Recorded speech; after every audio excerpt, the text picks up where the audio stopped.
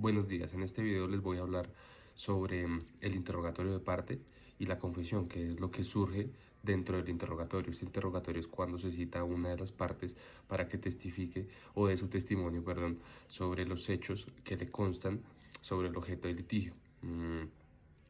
A lo largo del video les iré desglosando la parte técnica y la parte práctica sobre esta actuación jurídica. Esta actuación se encuentra en el capítulo tercero del Código General del Proceso, el cual consta del artículo 191 al artículo 205 y en el artículo 198, en el cual el juez de oficio podrá citar a alguna de las partes para que rinda su testimonio. Esta actuación, cuando la cita el juez, no va sujeta a la confesión. El juez lo que busca no es la confesión, el juez lo que busca es esclarecer los hechos para que él tenga un mejor entendimiento del proceso y así dar por entendido los hechos operativos y los hechos que van a ser sujeto de debate. Entonces, es importante resaltar esto, ya que pues cuando la parte interroga, sí intenta buscar una confesión, lo intenta llevar a eso, a que confiese. Y cuando el juez intenta o hace sus preguntas, es con fines aclaratorios. Es importante enmarcar que en el artículo 191 del CGP se mencionan los requisitos que debe tener la confesión. Tiene que ser una confesión en la cual esa persona tenga la capacidad de hacerlo, de realizar la confesión, que no esté instigada, que no esté amenazada, o sea, que lo haga con su pleno conocimiento de lo que está haciendo. Fuera de eso, que sea expresa, consciente y libre, argumentando lo anterior. Esto con el fin de que sea una respuesta o una confesión genuina y no una confesión forzada. Y con el fin de garantizar los derechos de la parte, en este caso que confiese. Hay que tener en cuenta que la confesión, sea como confesión o se entiende como confesión una vez se acredita el objeto del litigio mediante la confesión. ¿Esto qué quiere decir? Que con lo que la parte confiesa, no es necesario realizar algún medio de prueba siguiente a ese, porque pues como ya se confesó, no es necesario continuar en el litigio por economía procesal y se puede dictar sentencia anticipada, toda vez de que los hechos objeto del litigio ya se probaron. Hay que entender que no toda confesión dentro de un interrogatorio se puede entender como lo mismo. ¿Por qué? Hay hechos que son operativos para el proceso, los cuales se puede dar una respuesta asertiva a la que el abogado puede preguntar, pero no quiere decir que es sujeta a confesión, toda vez que, como lo mencioné anteriormente, para que se dé la confesión tiene que ser un hecho el cual sea un objeto de litigio o el objeto de litigio, el cual puede dirimir el problema o darlo por resuelto una vez se llegue a la confesión. Pero para este caso, como les vengo mencionando, no es necesario que cualquier afirmación dentro del interrogatorio sea sujeto de confesión, toda vez de que no resuelve ningún hecho. Es importante entender que hay dos tipos de interrogatorios. Uno, que es el autointerrogatorio, en el cual yo como defensa interrogo a mi cliente para que los hechos, los cuales son sujetos, o sea, tienen duda, para esclarecerlos de una forma mejor, que el juez pueda comprenderlos de primera mano con mi cliente, hago este autointerrogatorio con ese fin, de esclarecer hechos.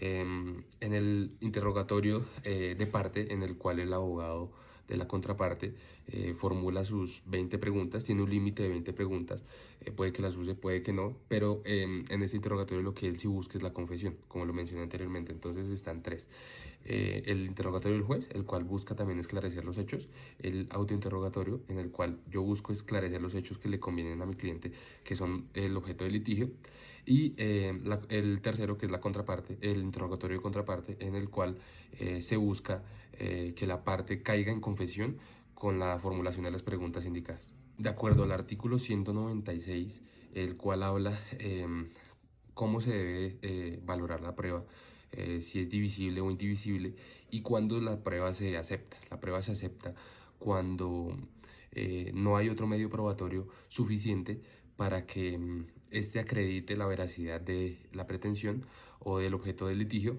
y más bien del objeto del litigio, y La indivisión es cuando los hechos son, no guardan una íntima relación. En ese orden, la confesión se puede dividir en dos.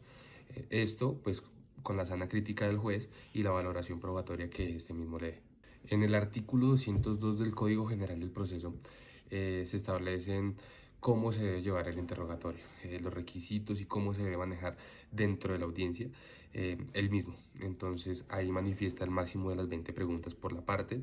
El juez puede intervenir si tiene alguna duda o quiere dejar claro algún hecho que de pronto no le ha quedado lo suficientemente claro, puede intervenir. Deja claras las preguntas que el juez debe excluir, las preguntas que no son pertinentes, conducentes, útiles o superfluas. También se habla sobre las preguntas que son capciosas, las preguntas o se infiere sobre las preguntas capciosas o las objeciones, que puede ser la pregunta, para enfatizar sobre la pregunta capciosa, es una pregunta en la cual lleva la respuesta adentro de la pregunta, lo cual induce al error al interrogado. La pregunta compuesta es la pregunta que lleva dos preguntas en una misma pregunta, el cual este mismo artículo, el 202 del Código General del Proceso, manifiesta que cada pregunta es sujeta a un hecho, o sea que solo se puede probar un hecho con una pregunta o consultar un hecho en una pregunta realizada por la parte. O sea, no se pueden hacer dos preguntas en una sola para un mismo hecho, tiene que ser individual. La pregunta autoincriminatoria es una pregunta en la cual la parte la hace para que esta recaiga en un delito de tipo penal, la cual la parte se puede abstener de responderla toda vez de que no está obligado a autoincriminarse. Cuando la pregunta no es precisa, se puede objetar porque la pregunta es muy ambigua o carece del objeto al cual quiere la parte atacar o el hecho al cual la parte quiere atacar. La pregunta repetitiva se vuelve inútil toda vez de que ya se había respondido anteriormente y vuelve y se pregunta lo mismo, se puede generar en inútil, entonces el juez debe excluirla. Al igual, vuelvo y menciono, estas preguntas se objetan. Y una vez objetada, pues el juez le da la valoración que considere pertinente. La sugestiva es una pregunta que instiga al error, la pregunta que presiona con el fin de que se dé la confesión. Una pregunta indiciosa es una pregunta que falta al respeto de la parte, y la pregunta que no es clara es muy parecida a la pregunta que no es precisa, toda vez de que falta claridad, como que de pronto tiene una maldad sobre la pregunta o debajo de la pregunta, la cual puede instigar a la confesión mediante el error de la parte. Este artículo, el 202, manifiesta que la parte tiene la posibilidad de preguntarle al interrogado de dos formas, la asertiva y la abierta.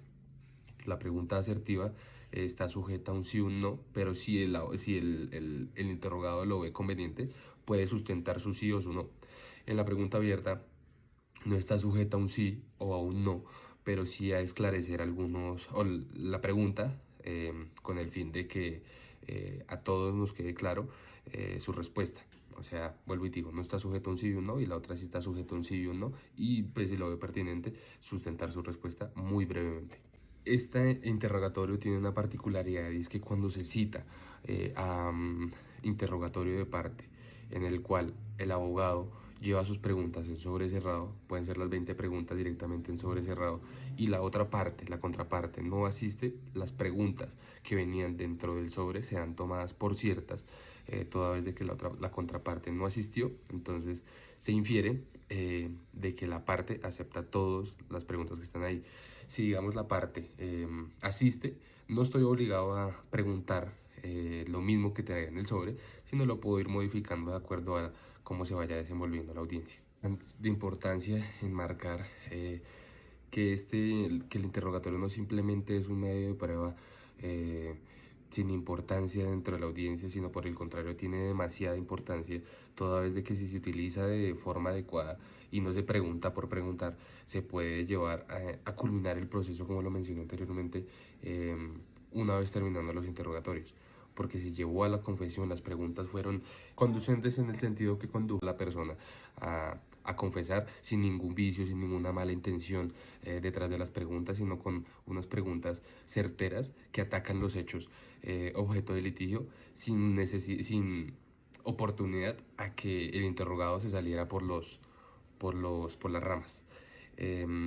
Es muy importante dejar claro que esto se hace de manera oral, en el cual es una forma más interactiva, directa, con las partes, esto con el fin de respetar el debido proceso, el derecho de contradicción, y no violar los derechos fundamentales del interrogado. Entonces era lo que caía anteriormente, de que con estas preguntas, que no son maliciosas, que no tienen un veneno o una mala intención detrás, sino con fines netamente procesales, con el fin de llevar el proceso de la mejor manera.